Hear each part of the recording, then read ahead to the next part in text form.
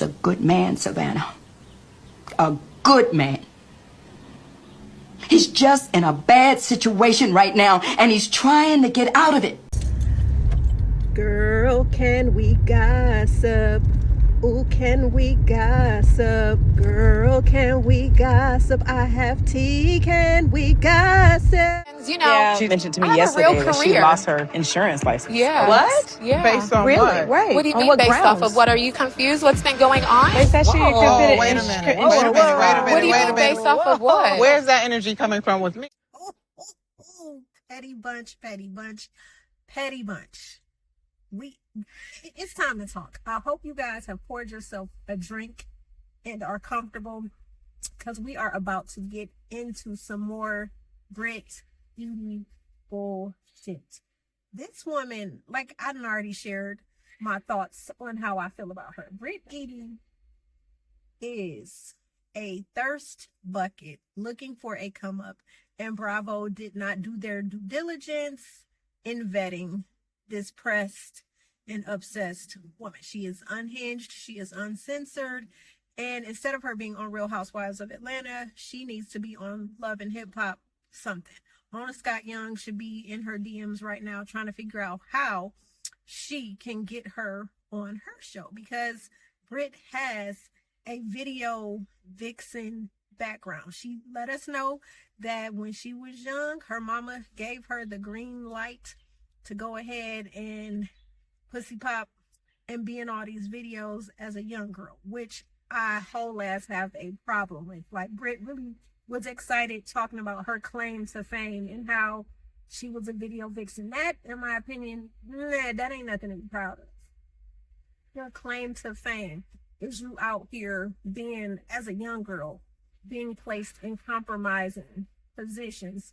Also, your mama could cash a check, and I'm sure the money was looking nice, the zeros was looking nice, but at what cost?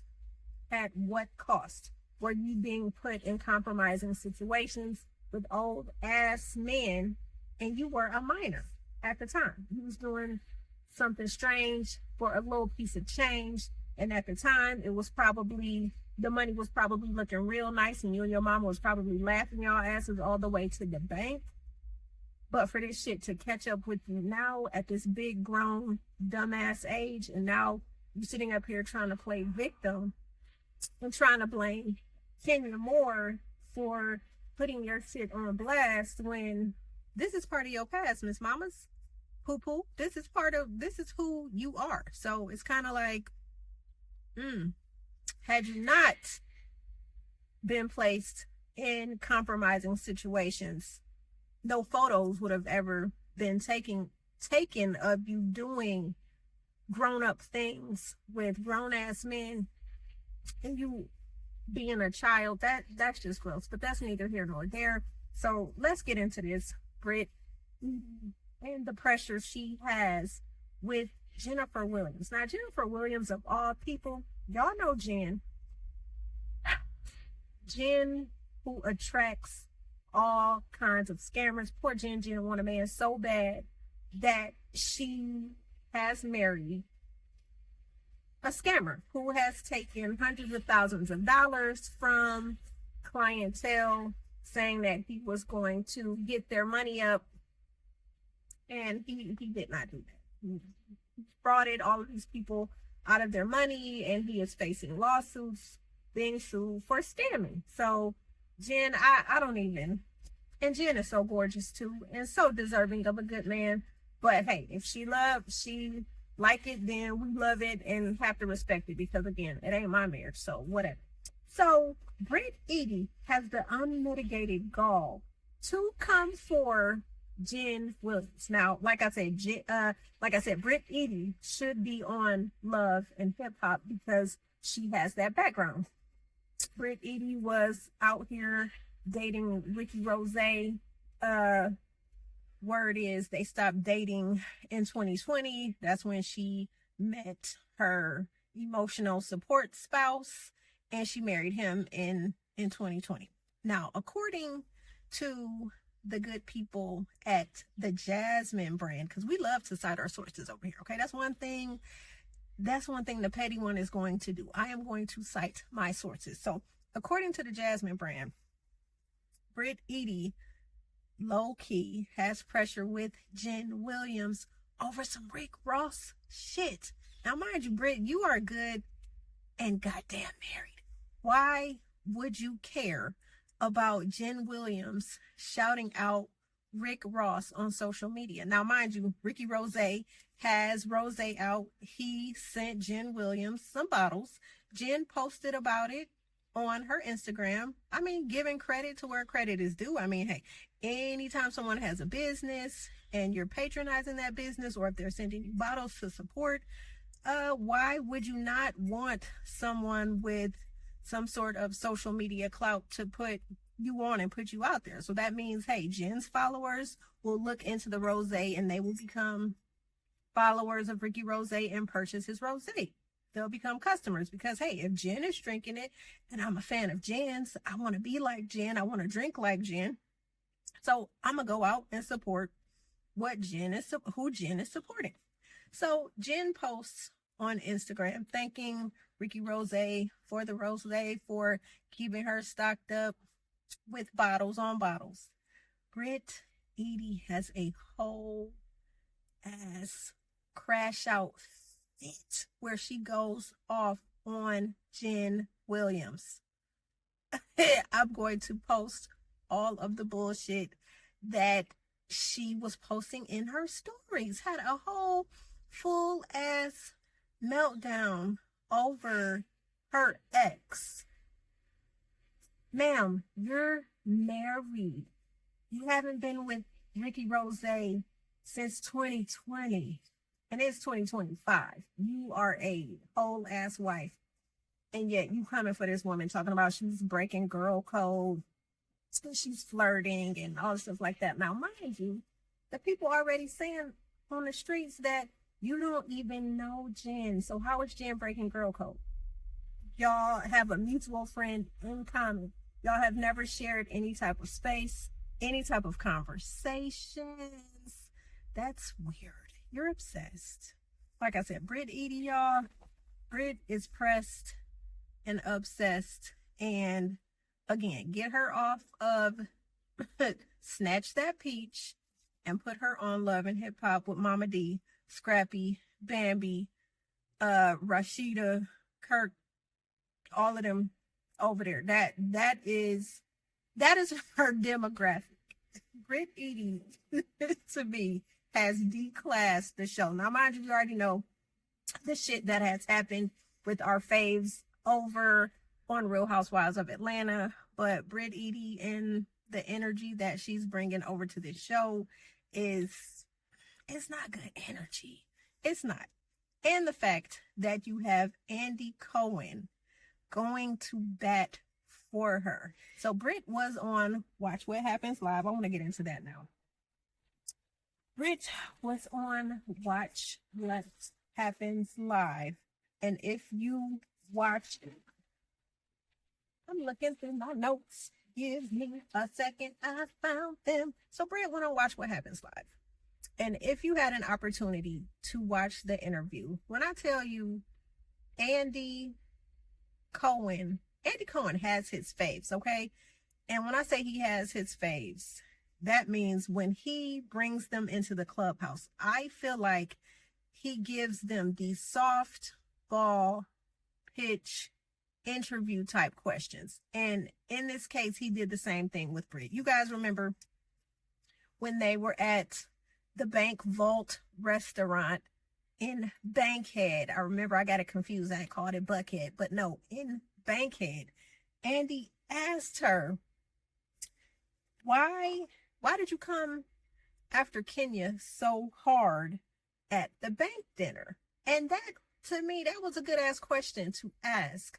Because it's like, why? Why did you come for this woman so hard? Now, mind you, when Sweet 16 first started, first episode, all of the ladies are at Shamia's house enjoying her birthday celebration.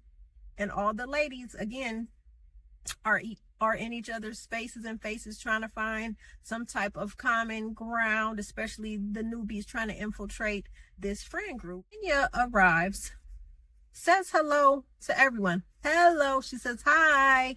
Brit was looking at her. And like I've said before, I feel like Brit did research. And by research, I mean, I feel like she has been watching the show and she has been gunning for Kenya. I feel like she started watching when Kenya first appeared on the show. And I feel like there was something about Kenya that triggered her. She was looking at Kenya probably like, this bitch, what she got? How is she getting on the show? Da da da da da da da da. So I feel like Brit, in her mind, has conjured up a scheme that Aunt Bertha told Todd to set up. It's a scheme that Brit set up. She, in her mind, has created this make-believe vendetta against Kenya Moore, and she cannot tell you why she does not like Kenya. She is trying to say that Kenya is snooty and snippety towards her, and I'm just trying to figure out how.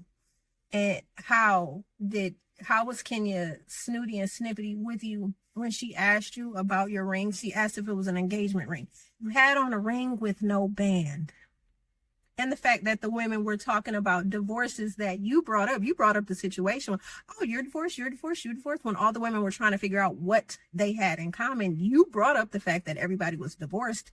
So Kenya, in turn, looking at you with your engagement ring on, if we're talking about divorce, I don't know you. So that would be a question that I would probably try to ask, like, okay, so what's up with that? And that's what Kenya did. And you took offense and you ran with it. It was like you were waiting for a reason to not like Kenya and to go after Kenya.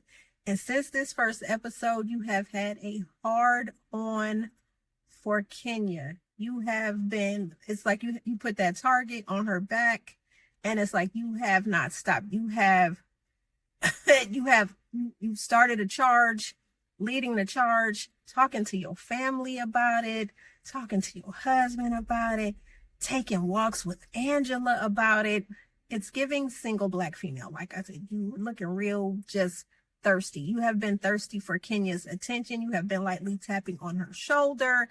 And so at the vault dinner, Miss Portia Williams let it be known that you guys were arguing for about 2 hours. So I'm sure during that time, because you haven't gone to the Real Housewives of Atlanta OG reading school, I'm quite sure Kenya probably Muhammad Ali'd your ass. She floated like a butterfly and probably stung your ass like a bee and probably had you going in circles and your head was spinning. She was probably reading you so fast. And that's probably what triggered you. So, Andy, ask, why did you come after Kenya so hard? Why were you so agitated? And Brit, you said that you feel like Kenya had something against you since that ring comment. Girl, Kenya ain't thought two shits after she asked about that ring situation. She did not care. She was not pressed. After she asked that question, she let it go and she kept it pushing. You were the one that was hell-bent and obsessed over this situation. So, Red, you also said you feel like Kenya had this vendetta brewing up against you. Although Kenya never said anything to your ass. So, Andy asked, did you have a pow pow? Pew pew pew. Then you said,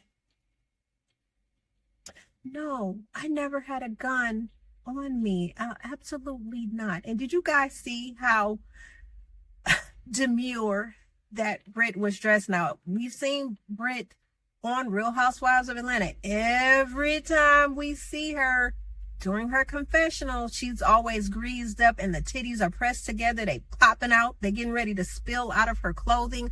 But now, since she has painted herself as a victim, she has to appear demure while she is going on her talk show, her victim talk show circuit. She's going around doing all of these interviews where she is painting herself as the victim and making it seem like Kenya owes her an apology when both of you all, let's be honest, are immature and you both owe each other an apology. It's not just you that is deserving of the apology. Kenya, most infamous saying, "Don't come for me unless I send for you." Kenya Moore did not send for you, but yet you came for her. And yet she outwitted, outlasted, and outplayed you in a grimy ass situation, which was beneath her. Kenya, you were dead ass wrong for fucking up the thing, for fucking up your bag. And then you doing it at your bougie ass salon at the grand opening, no doubt. Just crazy, nasty work on how someone can self-sabotage their bag, all because they want to get back at a scallywag. Like, I make that make sense, because it absolutely does not. So Brit, "No, Andy, I didn't have a pow-pow on me. No, I didn't have a pistol. And so Andy, of course, glossing over, "Oh, Brit, yeah, we understand, my baby. We understand." So Andy says this whole thing where an investigation was conducted and determined that no gun was on the premises. How long did it take to do this investigation? Because my thing is, if Brit was saying that she had a pow-pow, that pow-pow could have been in her car. How long did it take you guys to investigate? Did you guys stop filming right after the episode concluded? Did the producers come out on the scene? Did you guys take notes? Did you question the other cast members? Okay, and whatever. So an investigation was conducted. There was no pow-pow. And Brit is like, "I said these things in the heat of the moment. And you know, I was scared because I was in a rough neighborhood." Ma'am, now, if you've been a video vixen, I am quite sure that in your stint as a video vixen, you have been in many a hellish neighborhood. You've been in many hoods, okay? Many hoods. So it was a rough neighborhood, and Kenya triggered me.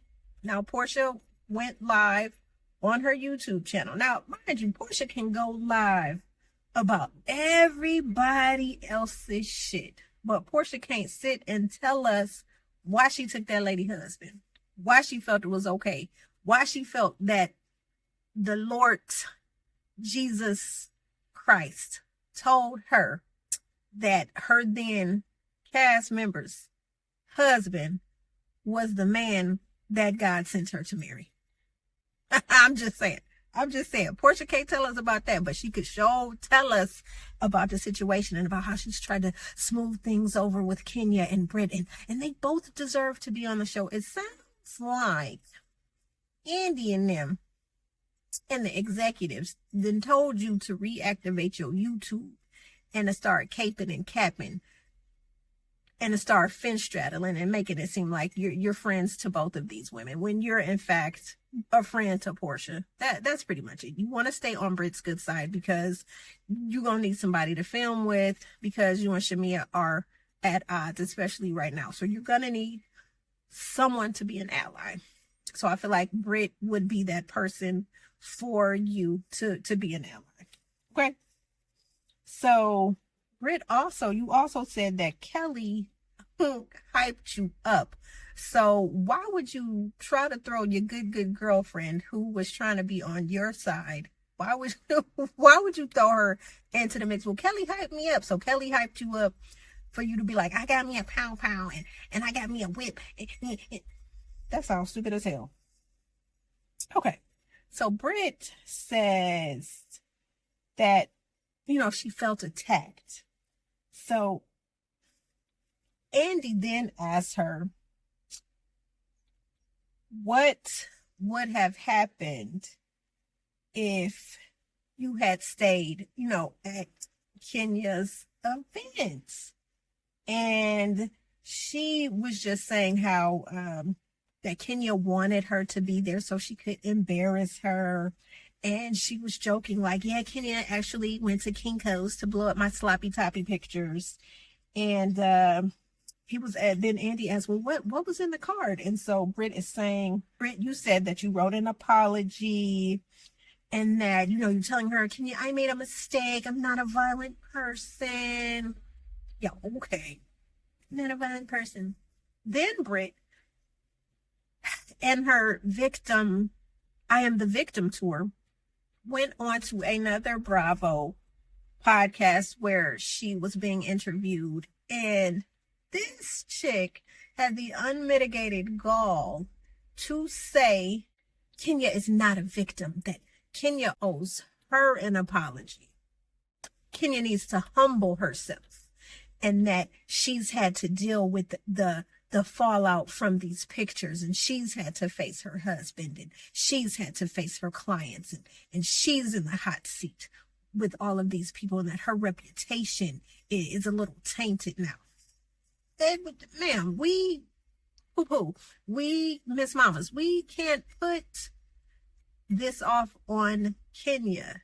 You have some misdirected anger pointed at Kenya when the misdirected anger should be pointed at your mama, because she was the one that thought it was a great idea for you as a young lady, teenage young girl, to participate in the fuck shit and become a video vixen. She had to consent to that. She allowed you to be placed in a compromising situation. Your mama pimped you out for some dollars, for thousands of dollars, for you to be out here pussy popping, sloppy toppy, and grown ass men. Disgusting. So the energy and the vitriol that you have for Kenya, saying that Kenya was the one to do this, no ma'am. Absolutely not. Absolutely not. Your mother thought it was a good idea for you to become a video vixen at 15, 16, 17, 18 years old, when your frontal lobe is nowhere near being developed.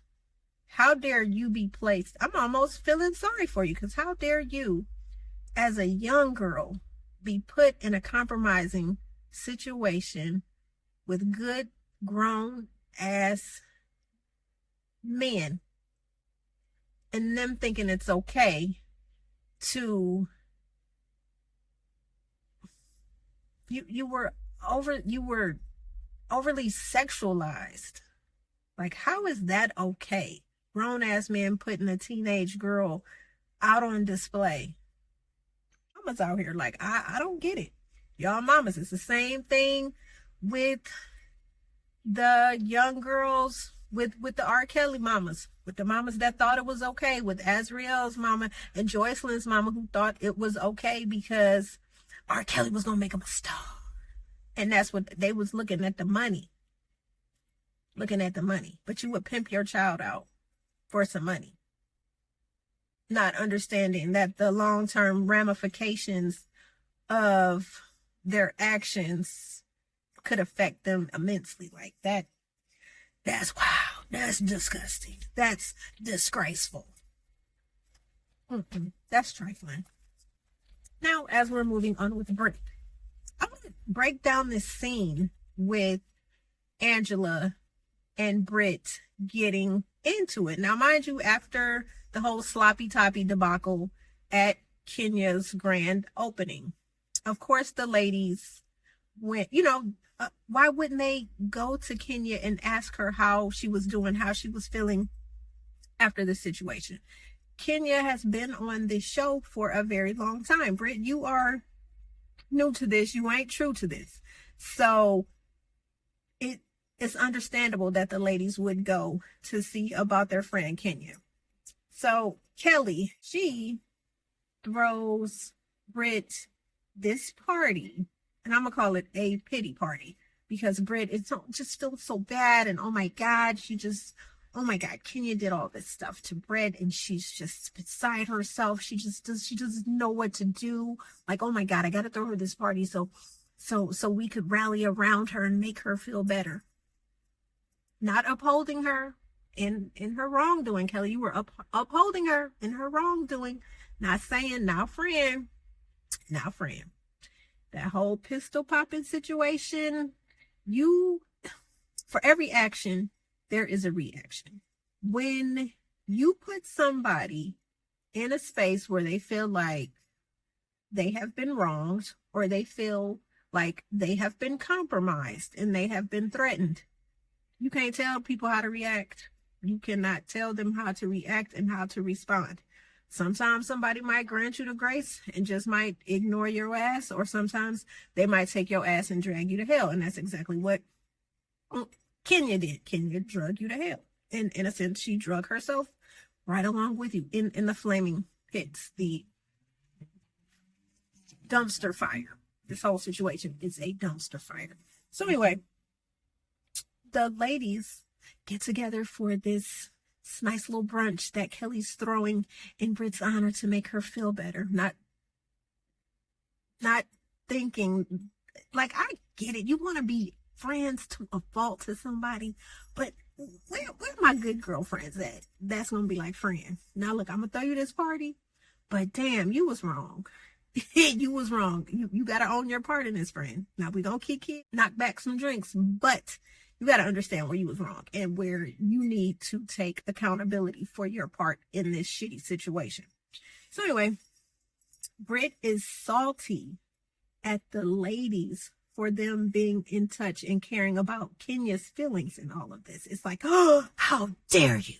How dare you guys worry about Kenya when this should be about me? I was given sloppy top. You saw my money in my mouth. How dare you ask about Kenya? She embarrassed me. Ma'am, shut up. So yeah, Brit is just real salty. She is hot. She just feels a certain kind of way because, again, she's embarrassed. But my thing is, it's like, this is your past, baby. You did this. This is a part of who you are. Like, certain things you just can't sweep up under the rug. Jesse Wu and King of Reeds, they did a good ass live together where they did a whole ass deep dive on the situation. But Jesse was saying that Brit said that she had the internet scrubbed and cleaned after all, the shit happened with these pictures. So the ladies are sitting down. You have Shamia's there. Okay, you got Shamia's there. Kelly's there. Drew is there. Angela's there. And down, Brit is, she's a saltine. Okay? So we discover Brit is extra salty because her license, it has been compromised. She lost her insurance license. So I'm wondering, like, you lost your insurance license. Why in the hell would you lose your insurance license? Did somebody call on you? Kenya, did you call on Brit to have people investigate? Is Brit a scammer? Is she really doing insurance? These are valid questions because Kenya did, in fact, call her an insurance scammer hoe. Is that what one of the posters said? So, Angela asked, based on what? So Brit just, again, like I said, this lady is unhinged. She is a loose cannon. She is missing some sandwiches out of the picnic basket. She is missing some cards out of her 52, out of the pack of 52. She missing some cards, okay? She crashes out and is like, what are you confused about? What's been going on? Like, duh, bitch, what's been going on? Like, why are you confused? And so Angela is like, excuse me. Excuse? Angela is like, now hold on, boo-boo kitty. This energy that you bring in my way, you need to slow that shit down. Slow it down. So Angela is like, I ain't what you want. And so Angela is basically trying to tell her, look, Trick, calm down. Help me to understand what it is you're saying. I'm not coming for you sideways. I'm just trying to figure out, because I too am an insurance agent. Angela is like, yo, your energy is off. I just wanted to know. I'm asking, how did you lose your license? Valid question. And it is. And it's like, Brit, you kind of need to check yourself. The lady was not being messy. She's just trying to figure out, because you just don't automatically just lose your license without just cause. Going back and forth. Angela is like, yo, your energy is off. I'm not feeling your energy. Brit is still flapping at the gums. Not taking accountability, not answering the question. What would cause you to lose your license? Just going the fuck off. Okay? So Angela goes, you like to throw rocks and hide your hands. Well, damn it, this just took Brit's anger to another plateau. So shit got so heated that Kelly's like, hey, let's hold up. Angela, I need you to get up and come sit on this side of the table, and Brit, you stay on that side of the table. So she tries to de-escalate things, but no, Kelly, stop, because now, you're doing all this huffing and puffing and blowing the house down, trying to put on your cape, trying to save Brit because she's your homegirl. You don't know her from Eve, though. And now you out here doing the rounds where you don't like Brit. You guys aren't even talking at the moment. Caping right now, upholding your friend in her wrongdoing, which to me is nasty work. And one of the things I liked about Drew was definitely taking up for Kenya in that moment. So it's just crazy to me. Brit was so panini pressed that Kenya has paid her complete dust, and she didn't like it. And the first thing, just imagine if Brit would have been on the show and all the OG heavy hitters was on. I'm talking about Nene, I'm talking about Candy, I'm talking about Sheree, I'm talking about Phaedra, I'm talking about Portia and Kenya. Like, come on. You felt Kenya wasn't paying you attention or was being snooty, snickety, snippety, whatever you want to call it. Just imagine if a Nene Leakes was on the show, and a Sheree, hell, even a Marlo. Ma'am, you please do not bring this woman back. We do not need her. And then you got Portia getting ready to drop another part of the tea, and it's just crazy. Then a Ming Lee's name got mentioned. Remember how Portia was trying to say another housewife has dropped tea and gave Kenya the ammunition that she needed to go up against Brit with these pictures, and Kenya saying, stop lying, stop using me for clickbait. I did the research, but Kenya also went on Tamron Hall and said someone gave her the information. So it's just a lot of shit going on. But Ming Lee said, nah, I ain't do it. How did I get it? Ming Lee said she ain't got shit to do with it. Trying to wash her hands of the situation. But Ming Lee has been around, and she was trying to get on the show, but production ain't interested. But now Ming Lee is on Basketball Wives. So I don't know, y'all. It's just a lot going on. It's like, Kenya, I really, in the words of Tyra Banks, we're all rooting for you. And it's like, now you done fucked up the thing. You done messed up the bag. The grand opening of your bad and bougie hair spa salon situation was an opportunity for you to give back. You talked about the legacy that you're trying to leave behind for Brooklyn, and for it to be tainted with some bullshit. It's crazy. And this is something that Brooklyn will always see. Oh, my mom, the grand opening to our salon, and she showed sloppy toppy pics. I mean, it's just crazy. Kenya, you done messed up your whole ass bag, and you done already told us that you are $400,000.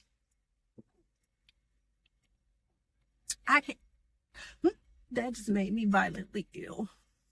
$400,000